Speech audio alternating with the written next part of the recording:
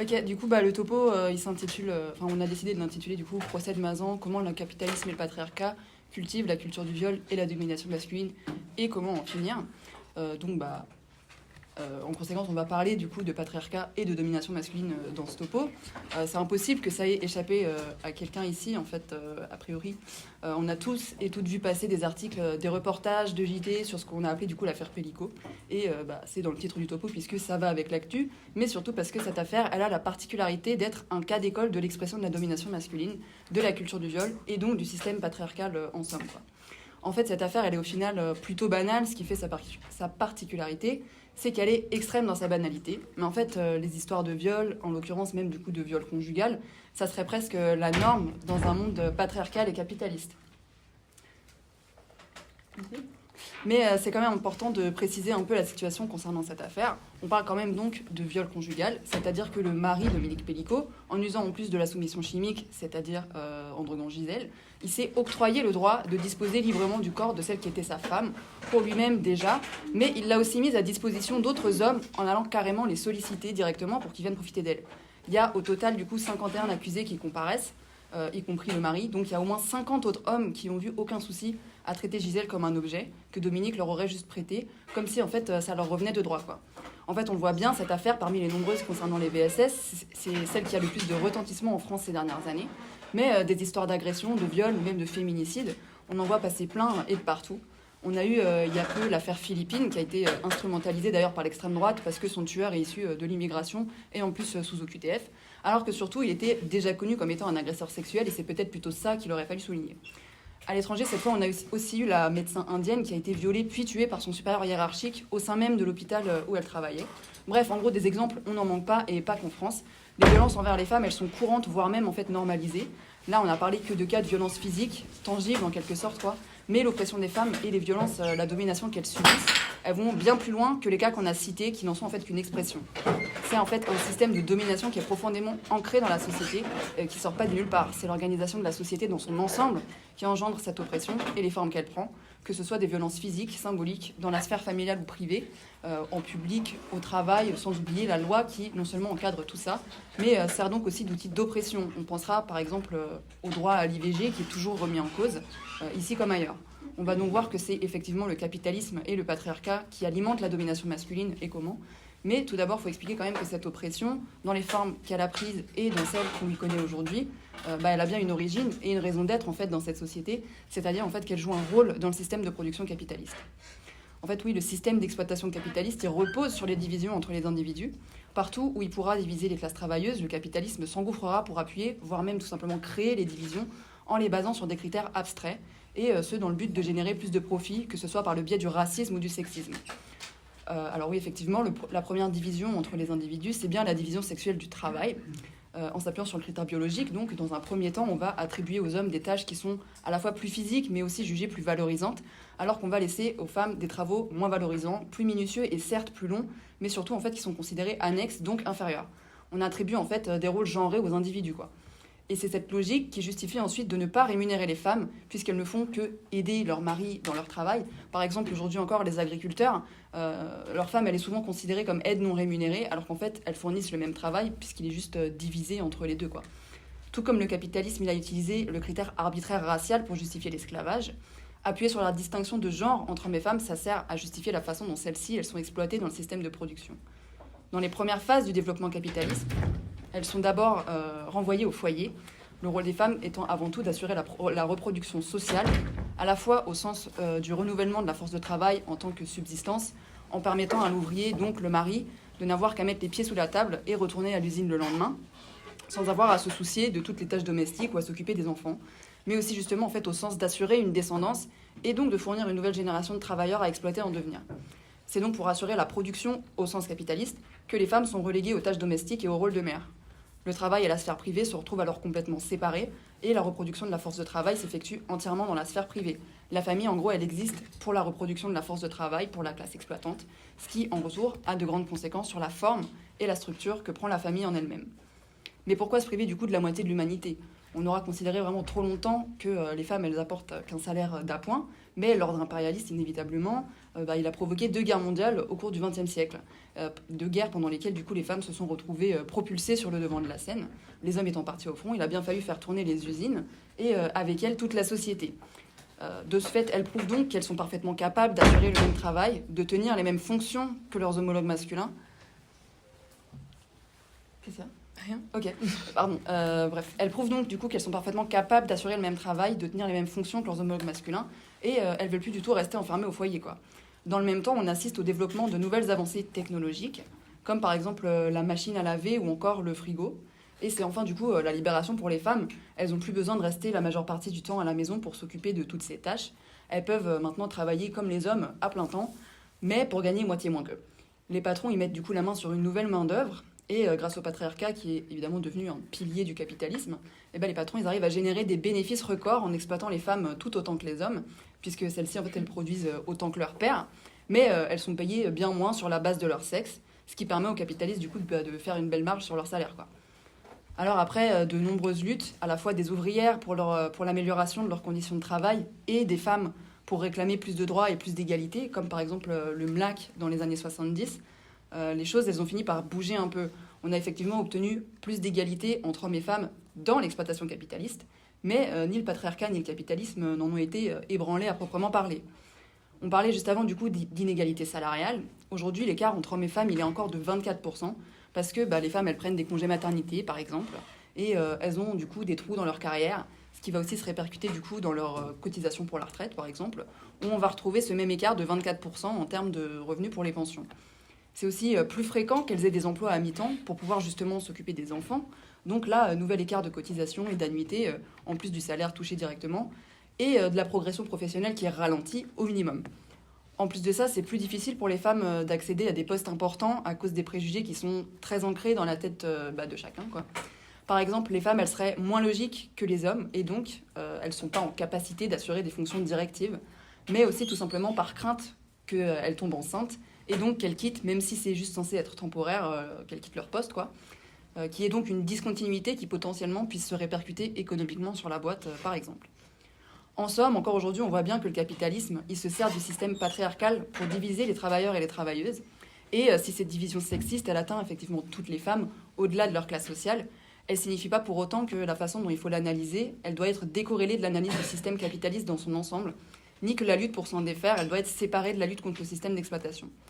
Alors ça ne signifie pas pour autant qu'il n'y a que la lutte de classe qui constitue un réel combat, mais ça veut bien dire que la lutte contre le patriarcat, elle ne peut pas être menée sans une lutte sociale de classe, puisque le patriarcat, tout comme le racisme d'ailleurs du coup, ils ont fusionné avec le système capitaliste, et ils ne peuvent plus en être dissociés aujourd'hui, tant ils sont constitués en fait comme des piliers. Alors comme on a commencé à en parler tout à l'heure, c'est dans la sphère privée donc, dans la famille, qui assurait la reproduction de la force de travail. Et c'est donc là, au sein même de la famille, que l'oppression des femmes, elle commence et se perpétue sous le capitalisme. C'est effectivement là que se développent les premières relations sociales, que l'on perçoit les premiers codes des rapports sociaux entre les individus, et c'est d'abord avec sa propre famille qu'on apprend l'ordre social établi, la hiérarchie à la fois générationnelle et genrée, et qu'on intègre en fait cette structure, que derrière on va reproduire ces schémas au quotidien dans toutes les sphères de la société, qu'il s'agisse donc de relations privées ou même au travail. La sphère familiale, c'est un lieu qui est très propice pour les violences sexuelles et sexistes, allant du coup de l'inceste jusqu'aux violences conjugales. Pour reprendre rapidement sur l'affaire Pellico, c'est l'aspect qui est un peu moins connu du coup de cette affaire. Mais en fait, le mari Dominique, il est à la fois le violeur et le proxénète de sa femme Gisèle, mais aussi du coup le père et l'incesteur de leur fille Véronique. Sans s'étaler du coup plus longtemps sur cette affaire en elle-même, mais comme on disait, cette affaire c'est bien un cas d'école. Ça montre que ça se passe souvent au sein même de la famille, dans laquelle on a déjà cette structure hiérarchique qui se reproduit ensuite dans tout le reste de la société, à savoir donc le patriarche en tant que maître de la famille, de la maison, qui a le contrôle en fait sur tous les autres membres, parfois par la terreur et la violence, que ce soit sa femme, ses enfants, ses petits-enfants, ses neveux. En général, c'est majoritairement sur les petites filles. Cette structure familiale, elle sort pas de nulle part et il faut remonter un petit peu pour recoller les pièces du puzzle. En fait, à partir du moment où l'humain il se sédentarise et de fil en aiguille, il obtient la propriété privée et que donc apparaissent les intérêts économiques individuels, se pose la question de la transmission de cet héritage qui est accumulé. À préciser quand même que la division genrée entre hommes et femmes, elle existait déjà avant la propriété privée, avec des tâches spécifiques qui revenaient à l'un ou l'autre sexe basé du coup sur ce critère-là, quoi. Par contre, l'apparition de la propriété privée, elle a pour conséquence de provoquer la domination sur les femmes par un contrôle quasi total, par une privation de leur individualité. C'est le début du modèle familial bourgeois dans lequel on choisit du coup la patrilinéarité, je vais arriver, on choisit la patrilinéarité pour la transmission aux enfants, et dans le but de défendre ses propres intérêts économiques, apparaît entre autres le mariage d'intérêt. En plus, la mère, elle n'a pas besoin de prouver la filiation, alors que le père, si. D'autant plus que c'est de lui donc qu'on hérite de son statut et de ses richesses. Donc on a besoin de contrôler le corps de la femme pour qu'elle assure la filiation, à la fois au sens de juste produire des héritiers, mais aussi de produire en fait ceux du mari et pas d'un autre homme, pour éviter tout conflit potentiel autour de l'héritage qui pourrait donc détruire le noyau familial. Et pour ça, donc, on impose à la femme la chasteté et la fidélité dans le mariage pendant très très longtemps à travers l'histoire, mais pas réciproquement, quoi. Mais littéralement, en fait, puisque dans le code civil, jusqu'à l'époque napoléonienne, quoi, il était toléré que le mari, il aille voir ailleurs, en gros. La femme, en fait, elle existe qu'à travers les hommes de sa famille. Premièrement, elle hérite de son statut par le père, qui lui trouve un bon parti économique et politique pour la marier, et elle passe, du coup, de l'autorité de son père à celle de son mari, le tout qui est officialisé et encadré par les liens sacrés du mariage, donc par l'Église, qui est un fidèle pilier du système féodal puis bourgeois. Le mariage étant un contrat, il permet littéralement de réguler les termes de celui-ci en actant légalement la soumission de la femme à son mari et l'impossibilité donc pour elle de s'en défaire puisqu'elle ne peut pas divorcer. Les femmes, elles sont donc complètement soumises par ce biais auquel vient s'ajouter la dépendance organisée, l'interdiction de travailler, d'avoir un compte bancaire. En France, les femmes, elles ont eu le droit à un chéquier en 1965. Donc quand bien même on voudrait divorcer, c'est impossible de subvenir à ses propres besoins ou à ceux de ses enfants sans le mari, avec un simple salaire d'appoint, comme on le mentionnait tout à l'heure. En gros, la structure sociale, elle fait que les hommes voient les femmes comme leur propriété, que ce soit la conjointe, la mère ou la sœur. Les femmes, elles sont de fait rattachées aux hommes de leur entourage, et on a du mal à leur reconnaître une existence par elles-mêmes. Jusqu'à récemment, elle était soumise au père, à l'oncle, au frère, et elle n'avait pas de statut ni légal ni social par elle-même. Et c'est d'ailleurs la raison pour laquelle, encore aujourd'hui, on considère souvent le viol comme une attaque envers le mari, une atteinte à l'honneur du père, bref, en gros, une atteinte à un homme, quoi. Considérer les femmes par rapport aux hommes qui les entourent, c'est aussi la raison pour laquelle on reconnaît toujours que difficilement l'inceste ou le viol conjugal, qui constitue pourtant l'écrasante majorité des viols, puisque 90% d'entre eux sont commis par des proches. Alors que persiste pourtant le mythe du violeur étant un inconnu masqué dans un garage la nuit. Par ailleurs, ce mythe, en fait, il permet d'alimenter des idées réac. Le violeur est un monstre, le violeur est un inconnu. Et tout ça, ça a vite fait de devenir les inconnus sont des monstres et de raccourcir encore les immigrés sont des monstres. Et donc, les immigrés sont des violeurs, comme on le voit avec l'instrumentalisation de l'affaire Philippine par l'extrême droite. Tout ça, ça se fait en détournant le problème réel qui se pose, qui est celui du coup de la structure familiale et sociale. On sait aujourd'hui que les agresseurs sexuels sont en majorité des proches, voire même des membres de la famille, directs ou indirects. Des personnes en fait qui connaissent leurs victimes et qui se servent de leur statut par rapport à elles. Le problème, il est donc systémique, il découle de la société capitaliste qui est malade, pourrissante, et qui répète et alimente les mêmes schémas sociaux au mépris des conséquences de ceux-ci, y compris au sein même de la famille bourgeoise. La famille nucléaire, c'est un mythe. Comme le disait Marx, de tout temps, l'idéologie dominante, elle a été celle de la classe dominante. C'est donc un modèle bourgeois de la structure familiale qui a été imposé à toute la société. Mais ce modèle, il peut et il doit être dépassé pour changer les rapports sociaux entre les individus et dépasser les divisions entre les individus sur des critères genrés. La domination masculine, donc, elle s'accomplit dans la société parce qu'on intègre dès le plus jeune âge la différence entre garçons et filles. Les stéréotypes de genre, ils sont très ancrés dans la tête de chacun, en fait. Le patriarcat, c'est bien la forme d'organisation de la société qui place l'homme hiérarchiquement au-dessus de la femme, à la fois sur les plans politiques, économiques, religieux et familial. Le problème, c'est bien donc la question du genre. En utilisant les structures cléricales et étatiques, la classe dominante, elle organise et légitimise la mise en place et la perpétuation de ce modèle de société. Il y a donc de la violence physique, sur laquelle d'ailleurs on se bat aujourd'hui pour mettre des mots, pour faire reconnaître leur réalité tout simplement, que ce soit agression, viol, harcèlement, ou encore même meurtre ou carrément féminicide. Mais il y a aussi toute une violence qui est intangible, que Bourdieu il a appelée symbolique, et même s'il n'a pas eu raison sur tout pour le coup, ce concept il n'est pas à jeter complètement. Cette violence symbolique, c'est le fond en fait de cette structure, c'est la façon dont les dominés, en l'occurrence du coup les femmes, mais on pourrait en fait appliquer cette analyse à la classe sociale, dont les dominés donc internalisent leur soumission et la légitimisent, parce que la société leur dit qu'il y a pire que leur situation. Et c'est donc par ce moyen-là que les rapports de domination se maintiennent dans la société patriarcale, et par extension, le système d'exploitation capitaliste, qui repose lui-même sur les différents rapports de force. C'est bien en maintenant ceux-ci et en alimentant les antagonismes entre les individus, sur la base du genre ou de la classe par exemple, que le système dans son ensemble y prospère. Paradoxalement, le capitalisme, en ramenant les femmes au travail, il a jeté la première base de l'égalité entre les sexes, en effaçant la division sexuelle du travail, au sens où hommes et femmes, ils effectuent le même travail dans la production, en rendant du coup l'ouvrier et l'ouvrière presque égaux dans leur exploitation, quoi. On peut même étendre ça à la race. Face au patron, en fait, l'entièreté des classes travailleuses, elles se retrouvent exploitées. Et c'est grâce aux mécanismes qu'on a mentionnés de division et de violence symbolique que le capitalisme, il nourrit et il entretient l'antagonisme entre les individus d'une même classe. Par exemple, en utilisant des travailleurs sans papier pour avoir une main-d'œuvre encore moins coûteuse, ça permet au patron d'antagoniser ceux-ci vis-à-vis des travailleurs locaux en les portant responsables des licenciements ou au minimum de la détérioration des conditions de tous les travailleurs, le tout en alimentant du coup des idées réelles, quoi. D'autre part, il y a certaines féministes qui défendent aujourd'hui l'idée d'une classe de femmes qui se fédéreraient autour de leur oppression commune et donc de leur lutte commune contre le patriarcat et la domination masculine. Mais c'est en fait erroné d'appréhender la question sous cet angle, puisque les questions matérielles d'existence des femmes travailleuses, c'est pas les mêmes que celles des femmes bourgeoises, et c'est donc impossible de défendre des intérêts communs sans prendre en compte les différences de classe, et une politique proposée par les femmes bourgeoises, elle satisferait que leurs propres attentes d'égalité avec leurs homologues masculins et bourgeois. Et elle servirait donc qu'à creuser encore l'écart de classe avec les travailleuses qui bénéficieraient pas des privilèges que les bourgeoises elles auraient obtenus pour elles-mêmes. Il n'y a que la classe ouvrière qui puisse proposer une politique de résolution de cette question de l'oppression des femmes.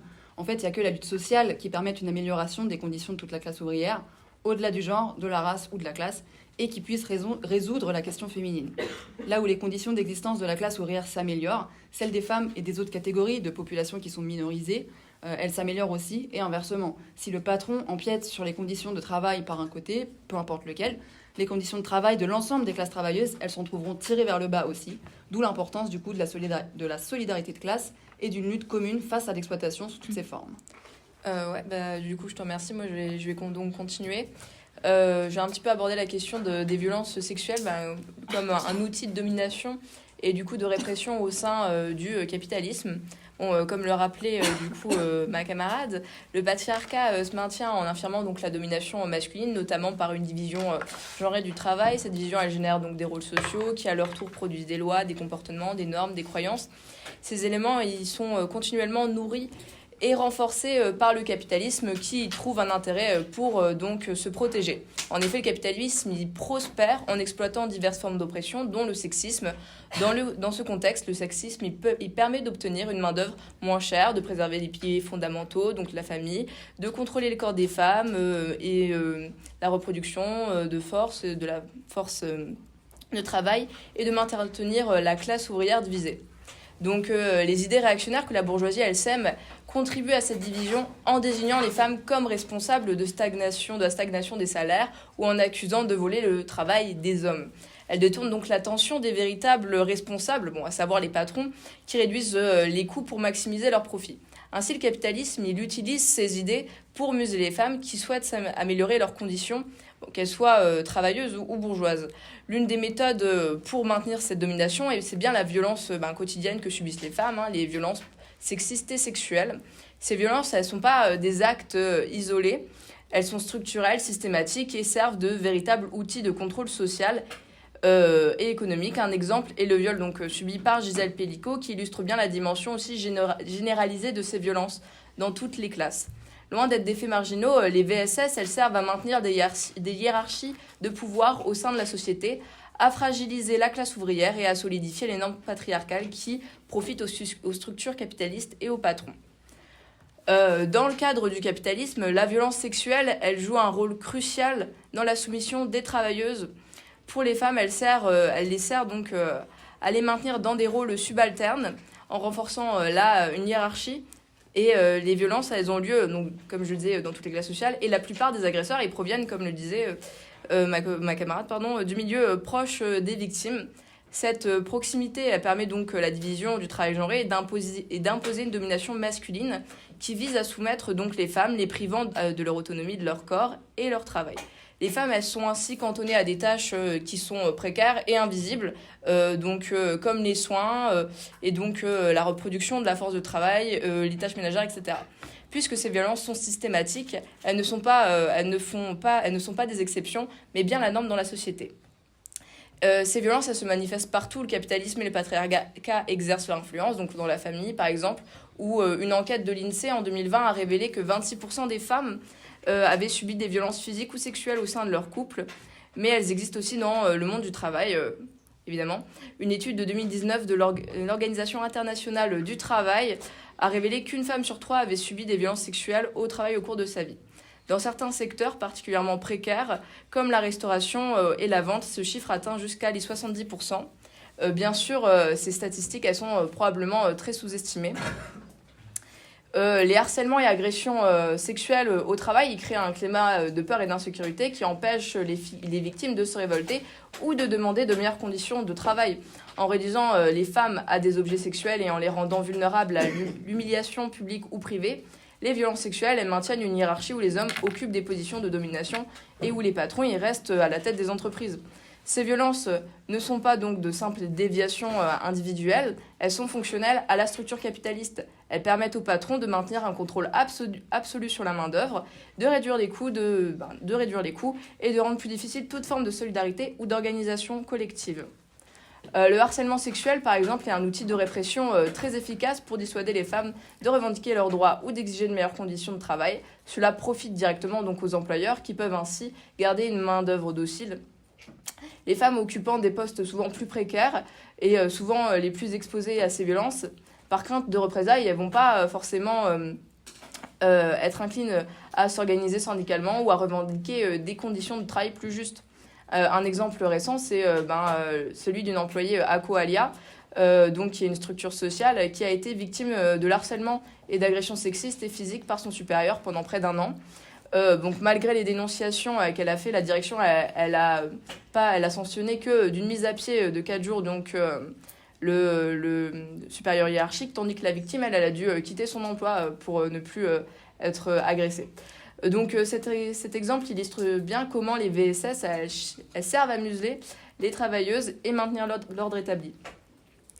Les violences sexistes et sexuelles jouent également un rôle crucial dans la division de classe. Les femmes, elles sont souvent victimes de harcèlement, elles se retrouvent souvent isolées et marginalisées, ce qui affaiblit donc la solidarité de classe.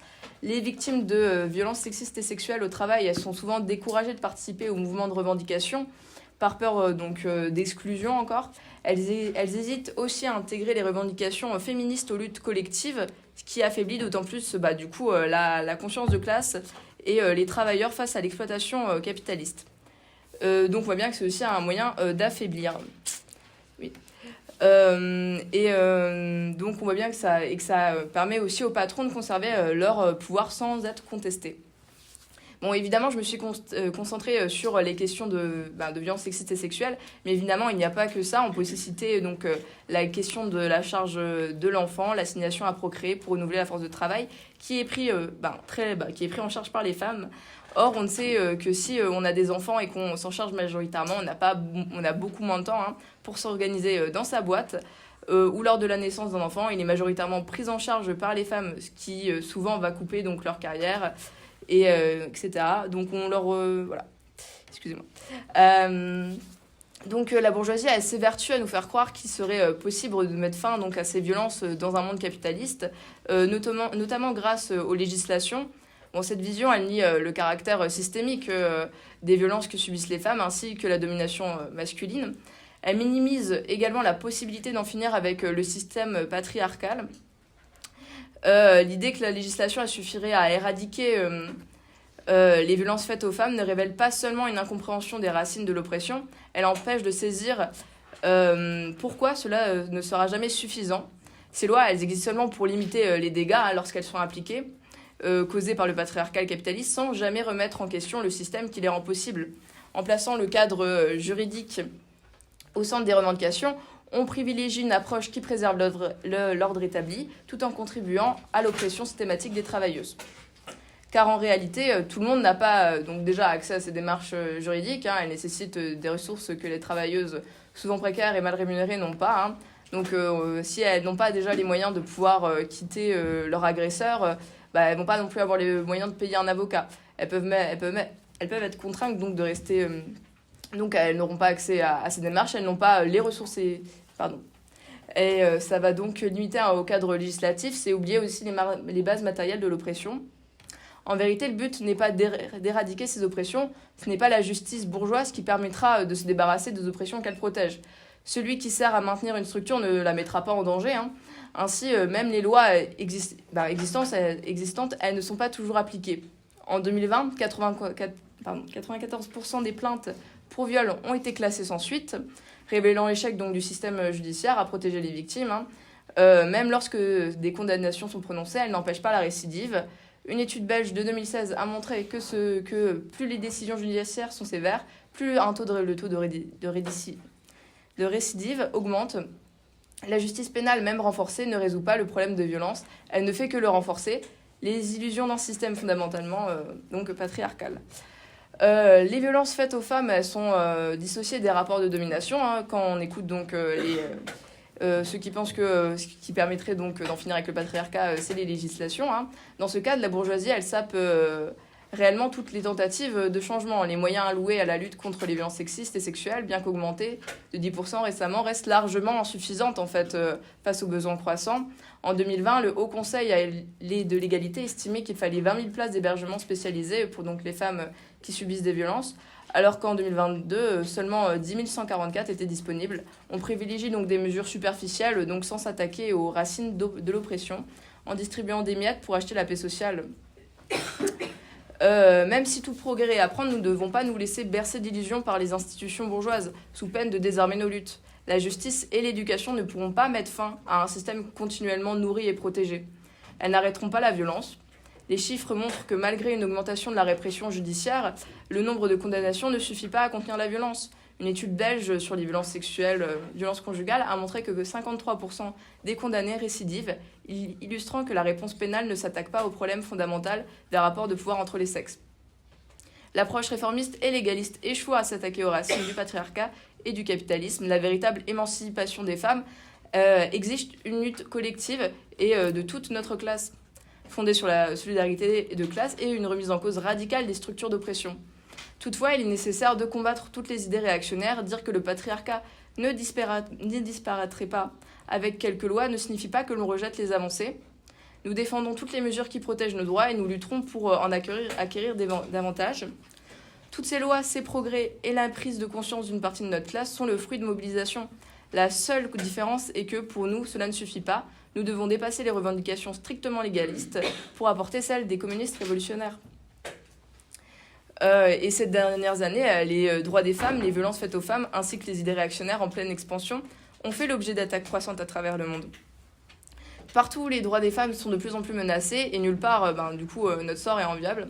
En réponse à ces idées rétrogrades, nous avons eu des mouvements émergés, tels que MeToo, Ni Una Menos, ainsi que des révoltes en Pologne et en Inde, des mobilisations en Pologne surtout, s'inscrivant dans une lutte plus large contre les oppressions capitalistes et patriarcales. Ces mouvements démontrent que c'est par les luttes que nous pourrons faire reculer les idées et les lois réactionnaires. De plus en plus répandues, donc les victoires passées rappellent que ce sont les mobilisations massives des femmes de notre classe qui ont permis ces avancées. La contestation de la domination masculine et du patriarcat n'a été rendue possible que par la lutte, car ce sont bien ces luttes qui permettent de remettre en cause l'ordre établi, de questionner qui détient le pouvoir et qui décide sur les questions qui décide sur ces questions qui concernent à la fois les travailleuses et les travailleurs. Ni Una Menos, donc je m'excuse pour la prononciation, apparu en Argentine en 2015, dans un pays où 300 femmes, chiffre probablement sous-estimé, ont été tuées en 2023, incarne une mobilisation contre les féminicides et les violences. Ce mouvement, il réclame le droit des femmes donc à l'intégrité physique et à la justice. Il a contribué à l'adoption de lois sur l'avortement en 2020.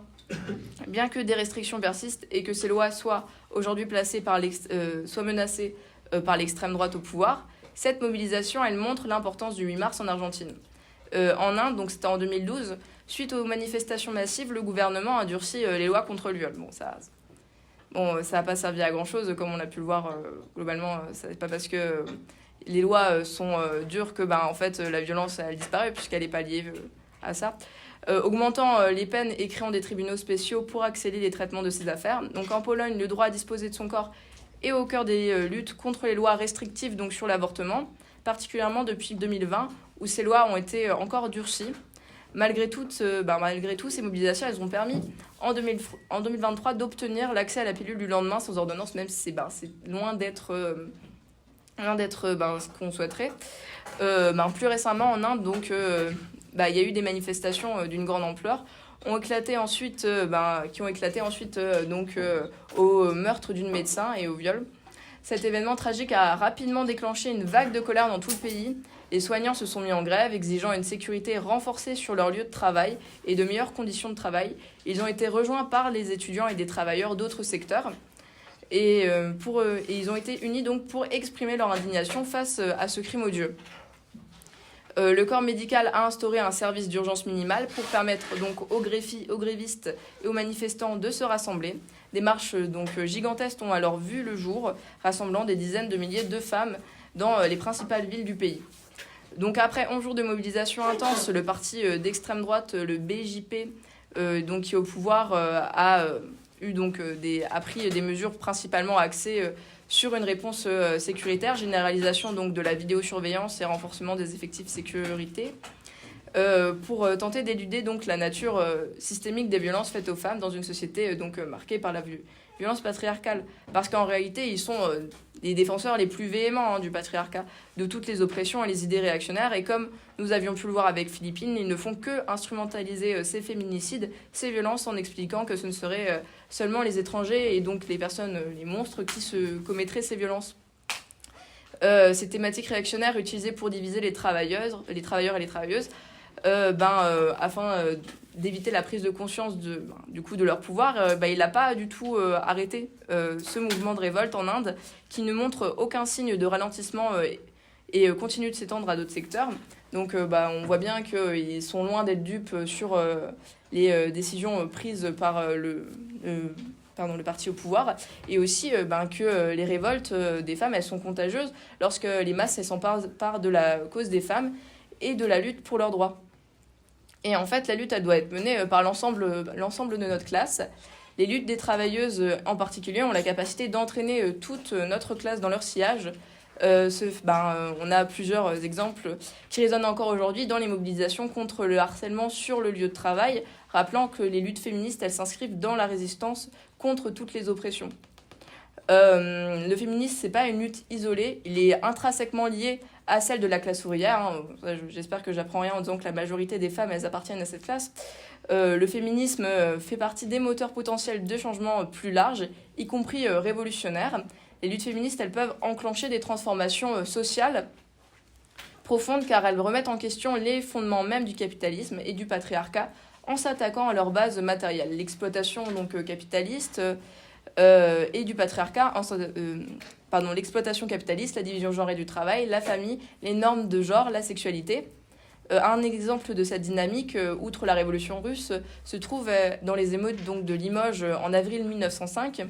Ces événements, ils illustrent bien le rôle moteur que peuvent jouer les femmes, qui, dans cette industrie, elles représentaient à peu près 40% des ouvriers de l'usine, notamment de l'usine de porcelaine de Charles Haviland.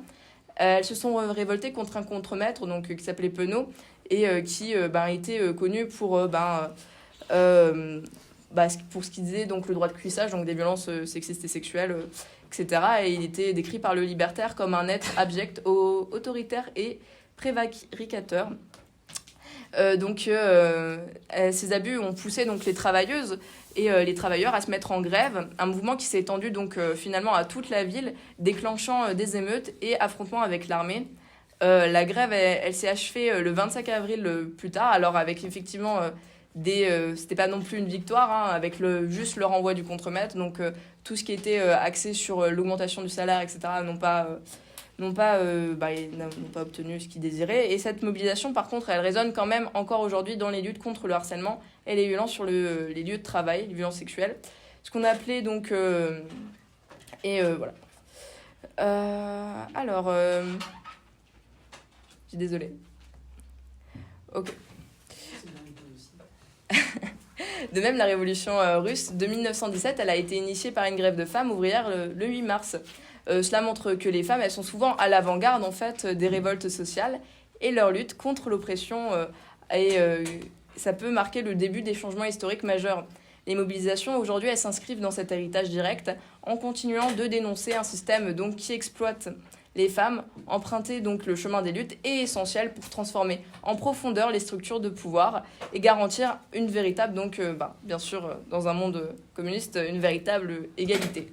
Il est crucial de se battre donc, pour les conditions matérielles nécessaires, à la donc, notamment à la protection des droits, mais aussi au reversement du capitalisme, plus globalement. Et l'histoire, elle prouve que l'implication des travailleuses est indispensable pour ça. Ainsi, la lutte contre l'oppression et l'exploitation, elle ne peut être efficace sans la mobilisation de toute la classe ouvrière. Les hommes de la classe ouvrière ont aussi un rôle clé à jouer, s'assurant que la lutte féministe elle soit reconnue comme centrale. Ils doivent aussi s'emparer de ces questions. Les travailleurs qui ignorent les droits des femmes ne peuvent espérer renverser le capitalisme, car ils laisseraient intacte une des formes d'oppression les plus structurelles. De plus, l'amélioration des conditions des femmes prolétaires, des femmes profiterait à l'ensemble de la classe ouvrière, hommes compris, en luttant pour des droits tels que la garde des enfants, l'accès à l'éducation, l'égalité salariale. Ce sont les conditions de vie améliorées pour toute la classe. Quand les femmes peuvent participer pleinement à la vie économique et politique, cela renforce la capacité de toute la classe ouvrière à organiser la lutte et la révolution. Car c'est seulement la révolution qui pourra vraiment en finir avec le capitalisme et le patriarcat, ouvrant la voie à un monde socialiste. Il ne sera jamais possible que les violences faites aux femmes ne disparaissent réellement sous le capitalisme. En effet, le seul moyen d'en finir avec le patriarcat, c'est d'abolir ses bases matérielles, lesquelles sont nécessaires et à la continuité des bénéfices du capitalisme. Donc le capitalisme, lui, il a besoin de museler les femmes, de les contraindre à être des mères, de contrôler leur corps, de les exploiter, de tirer profit de leur travail qui n'est pas rémunéré et rémunéré.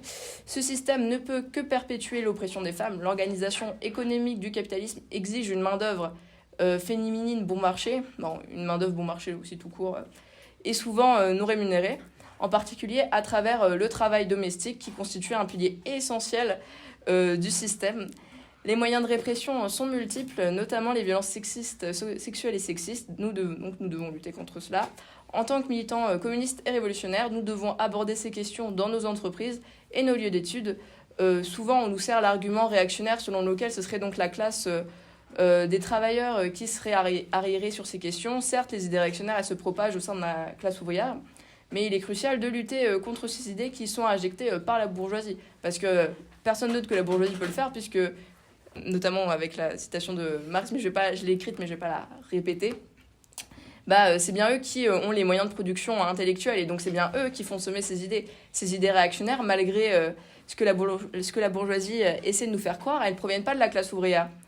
Ce ne sont pas les travailleurs qui se battent pour le recul des lois sur l'avortement, qui mettent en œuvre des réformes, la réforme des retraites, qui est aussi, aussi une attaque contre tous les travailleurs, mais plus particulièrement contre les travailleuses qui souvent doivent cotiser, doivent travailler plus longtemps pour pouvoir avoir toutes leurs cotisations, ou qui pratiquent les coupures budgétaires, rendant impossible donc l'accueil par exemple des femmes battues dans les structures sociales.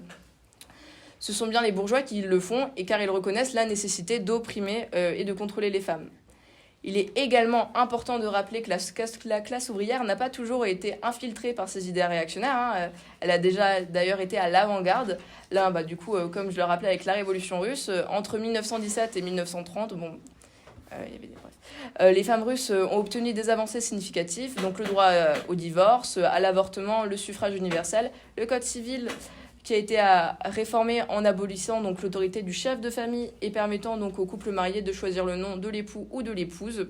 Donc de nouveaux droits sociaux ont été instaurés, tels que le congé maternité, une pause de 30 minutes pour allaiter, des congés menstruels et l'égalité salariale et professionnelle. On peut aussi nommer donc la toute première commissaire du peuple à la protection sociale, qui était donc Alexandra Kollontai, qui était donc la première femme ministre au monde. Donc la révolution de 1917, elle illustre bien que c'est en renversant le capitalisme que l'on peut faire évoluer toutes les frontières. Les structures qui semblaient jusqu'ici alors impossibles à abattre peuvent finalement disparaître ou se transformer. Pour cela, il est impératif de renverser le capitalisme afin d'en finir avec les racines des oppressions qu'il s'emploie tant à protéger. Donc je te laisse faire la dernière sous-carte. Juste pour terminer, du coup, avant la conclusion, Si la distinction sexuelle entre les individus, elle a priori toujours existé, d'un point de vue biologique au minimum, et parfois même d'un point de vue social, ça ne veut pas nécessairement dire que cette distinction, elle doit déboucher dans le processus d'évolution de la société sur une attribution de rôle genré, donc à la création du genre lui-même, et que donc une hiérarchisation des individus, ou du moins une subordination d'un sexe à l'autre basée sur l'attribution du genre, elle est ni nécessaire ni naturelle. Le patriarcat et la domination masculine, ils prédatent effectivement le capitalisme. On peut d'ailleurs même pas trouver une date d'apparition pour l'oppression des femmes. Mais on sait de fait que elle a quand même un début et que donc elle aura bien une fin. C'est en se basant sur le concept du genre que cette division, elle s'est créée entre hommes et femmes. Une division que le capitalisme n'a pas manqué de récupérer pour en tirer profit, littéralement. Et en s'appuyant sur la structure familiale monogame avec à sa tête le patriarche, que celui-ci a pu maximiser les profits. Les conséquences qui découlent de la domination masculine et donc du système patriarcal, elles servent à maintenir le système d'exploitation en maintenant l'ordre social établi. En renversant donc cet ordre social, on changerait irrémédiablement les rapports de production d'une part et la reproduction sociale d'autre part. Donc, en changeant les rapports entre les individus, c'est-à-dire en révolutionnant les rapports entre les sexes, la société dans son ensemble, elle prendrait une toute autre forme. Pour ce faire, il faut dépasser, et de manière consciente, les différences biologiques et les stéréotypes et schémas sociaux qui ont été basés dessus. Il faut libérer les femmes du rôle de matrice et de mère pour qu'elles puissent prendre part pleinement à la vie politique et sociale. Ce qui implique aussi de mettre fin à la subordination des femmes aux hommes. Ça veut dire, entre autres, plus de mariage religieux, le divorce d'un commun accord entre les deux parties, l'indépendance économique des femmes aussi. Ça veut dire aussi que la charge des tâches ménagères et des enfants ne doit plus revenir uniquement à la femme. Et pour ça, il faut changer l'organisation de la société. La boucle est donc bouclée.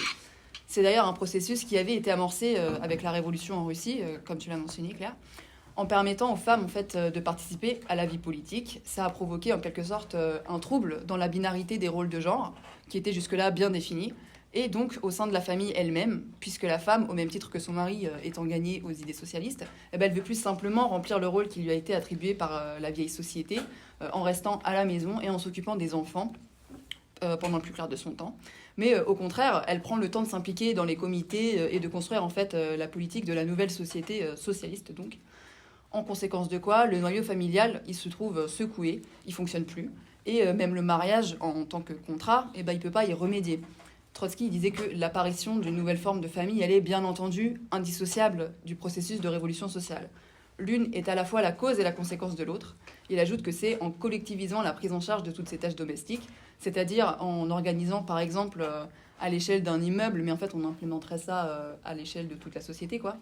En organisant ça, donc que la gestion des enfants, des repas, du ménage soit répartie entre toutes les familles au sein du dit immeuble, quoi. Et entre tous les individus, sans plus faire de distinction de genre. Il n'y a que comme ça, en fait, qu'on finira par parvenir à l'égalité réelle entre les sexes et donc à abolir le genre. Le patriarcat donc ne disparaîtra jamais sous le capitalisme, même s'il n'en est pas à l'origine, le capitalisme en a besoin pour se maintenir. Avec le changement de modèle économique et des rapports de production, les institutions se sont remodelées et le patriarcat il s'est adapté, devenant donc un des piliers du capitalisme. La famille nucléaire qui perpétue donc la division genrée du travail est également le cadre où se produisent une grande partie des violences sexistes et sexuelles, mais aussi le travail. Elle est un lieu de répression des femmes qui les conditionnent donc à subir ce qu'elles devront vivre plus tard, que ce soit donc dans leur propre famille ou au travail. Si ces violences elles ne sont ni punies par la justice ni dans les entreprises, c'est parce que ce système il en tire des avantages. Cela dissuade les femmes de se battre pour de meilleures conditions de travail et de meilleurs salaires. Nous savons que les femmes elles sont moins bien payées et traitées et qu'elles remettent en question l'ordre établi en dénonçant donc la domination masculine, le patriarcat, etc. La répression, elle vise à contrôler le corps des femmes car les classes dirigeantes, elles savent que les femmes de notre classe, elles sont capables de renverser le capitalisme, entraînant avec elles l'ensemble de la classe ouvrière. Elles remettent en cause l'exploitation et plusieurs piliers du système. C'est pourquoi la bourgeoisie, elle s'efforce de diviser travailleuses et travailleurs avec des idées réactionnaires, comme l'idée que la place de la femme, elle serait donc à la maison, qu'elle fait baisser les salaires ou vole le travail des hommes. En réalité, ils craignent la menace que représentent ces femmes. L'expérience de 1905 à Limoges et la Révolution russe russes ont montré la force des travailleuses et la classe ouvrière dans son ensemble doit s'emparer de ces questions. Elle doit être à l'avant-garde car ce n'est pas la seule qui peut c'est la seule qui peut renverser le système capitalisme. Le système donc qui conservera toujours ces oppressions. Donc notre réponse vise à convaincre qu'il n'existe qu'une seule voie pour mettre un terme définitif à toutes ces oppressions, celle qui attaque la racine du problème, donc le capitalisme. C'est pourquoi nous défendons la lutte communiste qui cherche à bâtir sur les décombres d'un système qui nous divise et nous enferme dans des schémas d'exploitation, une société nouvelle, juste, où chacun est libre de décider de son propre avenir. Nous savons que notre émancipation collective, elle repose uniquement sur nos propres forces, notre mobilisation, nos luttes et notre organisation. C'est pourquoi il est essentiel de soutenir et d'amplifier des mouvements contestataires qui sont des moments particulièrement marquants pour la politisation, notamment chez les jeunes. Il nous faut leur offrir des structures d'organisation solides pour en maximiser l'impact, ainsi que des perspectives claires pour, au final, les conduire à la victoire. Je vous remercie de votre attention.